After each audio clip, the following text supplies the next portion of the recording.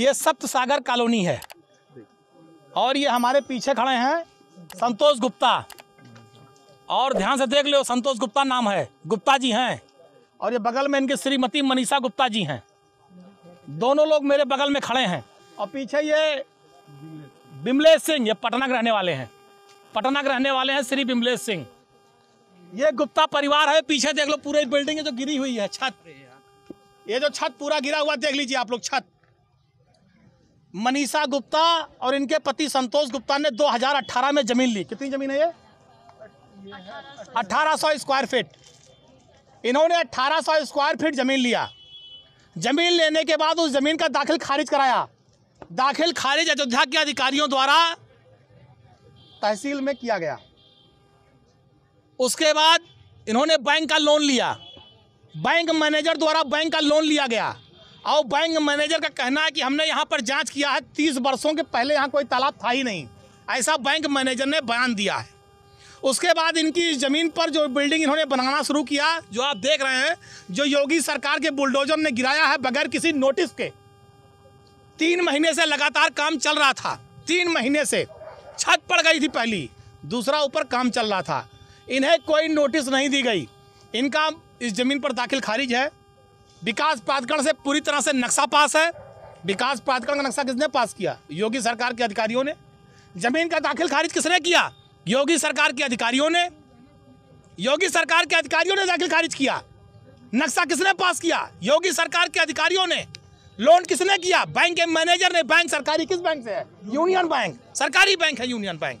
उसके बैंक के मैनेजर ने पास किया। और उसके बाद सुप्रीम कोर्ट का आदेश है कि बगैर किसी नोटिस से किसी के मकान पर बुलडोजर नहीं चलेगा। अभी कुछ दिन पहले सर्वोच्च न्यायालय ने आदेश दिया है। लेकिन पूछ लीजिएगा अभी आप गुप्ता फैमिली से, इन्हें कोई नोटिस नहीं दी गई। एक भी नोटिस, सिंगल नोटिस इनको नहीं दी गई। और कल रात में चोरों की तरह बुलडोजर लेकर आए और इनका पूरा मकान गिरा दिया। इनका पूरा मकान गिरा दिया। इन्हें कोई नोटिस नहीं। अगर इनकी ज़मीन गड़बड़ थी तो इनको नोटिस देते, ये कोर्ट जाते, मुकदमा लड़ते, अपनी बात कहते।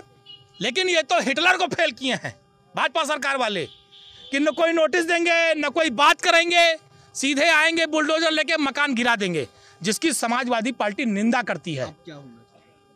भारतीय जनता पार्टी की सरकार के जो ये अधिकारी हैं, जिन्होंने दाखिल खारिज कराया, जिन्होंने विकास प्राधिकरण से नक्शा पास कराया और जिन्होंने इसको गिराया बुलडोजर से, इन सब पर कार्रवाई होनी चाहिए।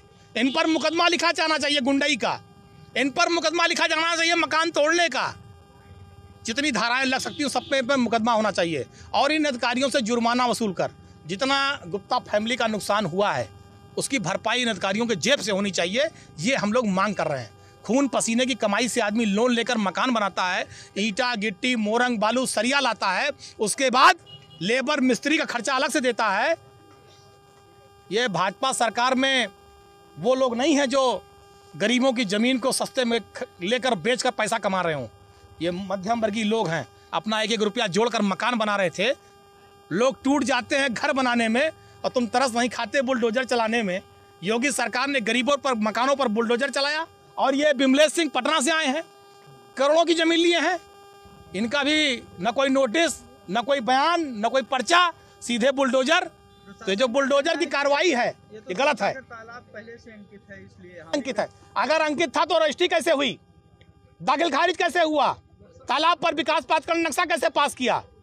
इन अधिकारियों को बर्खास्त करा जाना चाहिए। जिन अधिकारियों ने, भाई जब इनकी जमीन की दाखिल खारिज हो गई तो यानी ज़मीन सही है। अगर विकास प्राधिकरण का अधिकारी नक्शा पास कर रहा है इसका मतलब ज़मीन सही है। अगर बैंक उस ज़मीन पर लोन दे रहा है इसका मतलब ज़मीन सही है। इनके पास 3 प्रमाण पत्र हैं सही होने के। इन सारे अधिकारियों अगर ये गलत हैं तो सबसे पहले उत्तर प्रदेश के मुख्यमंत्री को चाहिए इन तीनों अधिकारियों को, जो तीनों हैं, सबको बर्खास्त कर दें और उनके ऊपर वो मुआवजा लगा दें। जितना इनका नुकसान हुआ सारा मुआवजा की भरपाई अधिकारियों के जेब से की जाए। वरना ये माना जाएगा कि भाजपा की सरकार गुंडाई कर रही है। जिसका मकान और ज़मीन चाहेगी, जो हमें कब्जा करेगी, वो परंपरा कायम की जा रही है। कोर्ट से बाकायदा कचहरी से हमारी लिखा पड़ी हुई थी, दाखिल खारिज हुआ हमारा और हमने इसका नक्शा भी पास करवाया। इस पर हमने लोन भी करवाया। सारा सब कुछ हमने लीगल प्रोसेस की, इसमें जो भी करनी चाहिए एक आम आदमी को घर बनवाने से पहले, हमने सब कुछ वो सब किया। और अब जो हमारा बनने लगा, लेंटर हमारा पड़ गया, तो आगे बोल दिए कि यहाँ पर तालाब था, 3 महीने से बन रहा था, तब किसी ने नहीं कहा कि यहाँ पे आपका इल्लीगल वर्क हो रहा है। अगर इल्लीगल था तो हमारे ये पेपर्स क्यों हमारे अप्रूव हुए, क्यों हमारे पास हुए सारी चीज़ें। और अब जब हमारा बन गया, हमने अपनी सारी जीवन की कमाई लगा दी, तो आके हमारा गिरा दिया गया और हमें नोटिस भी नहीं दिया। कल एसडीएम सर आए थे, विकास दुबे थे, उनसे कहा, बहुत कहा कि सर हमको टाइम दे दीजिए थोड़ा सा, हमारे पास पेपर्स हैं। बोले नहीं, ये तो तालाब की ज़मीन है, हम 1 मिनट नहीं देंगे। और बस उन्होंने कोई बात नहीं सुनी, बस सीधे गिरवा दिया इसको। तो हम हाई कोर्ट में जाएंगे, हमारे पास जब सारे लीगल पेपर्स हैं तो हम किसी से डरेंगे नहीं, किसी से पीछे नहीं हटेंगे। हम हाई कोर्ट में जाएंगे और हमें इंसाफ चाहिए।